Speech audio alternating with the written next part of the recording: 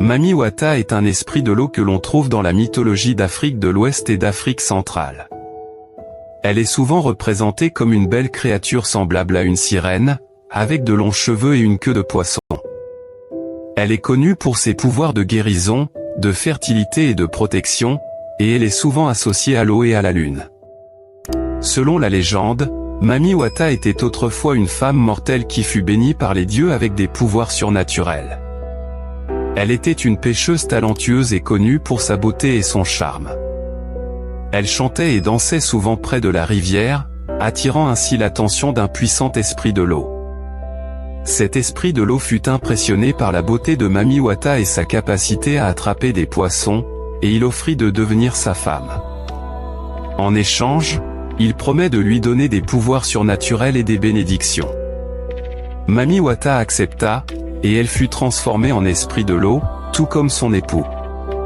Ensemble, Mami Wata et son époux régnaient sur les rivières et les mers, et ils étaient vénérés par les pêcheurs et les marins qui croyaient qu'ils pouvaient les protéger du danger et leur apporter la chance.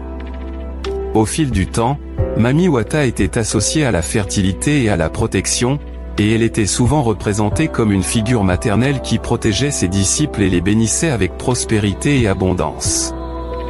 Maintenant, laissez-moi vous raconter une petite histoire à propos de Mami Wata. Il était une fois, dans un petit village près d'une rivière à Ondo, vivait un jeune garçon nommé Kofi. Kofi aimait jouer près de la rivière et regarder les poissons nager. Un jour, alors qu'il jouait près de la rivière, il vit une belle femme nager vers lui. Elle avait de longs cheveux qui flottaient dans l'eau et une queue de poisson. Kofi eut peur au début, mais la femme l'appela et il ne put résister à sa voix douce. La femme se présente comme Mami Wata, un esprit de l'eau, et demande à Kofi d'être son ami. Kofi était ravi, et les deux devinrent les meilleurs amis. Ils jouaient ensemble dans la rivière tous les jours, et Mami Wata racontait à Kofi des histoires sur son royaume sous-marin. Un jour, Kofi demanda à Mami Wata si elle pouvait lui montrer son royaume. Mami Wata hésita d'abord, mais elle pouvait voir à quel point Kofi voulait voir sa maison.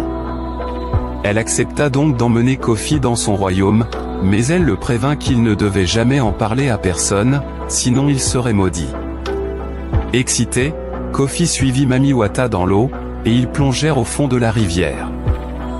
Là, Kofi vit le royaume le plus magnifique qu'il n'ait jamais vu. Les murs étaient faits de perles et les sols d'or. Il y avait des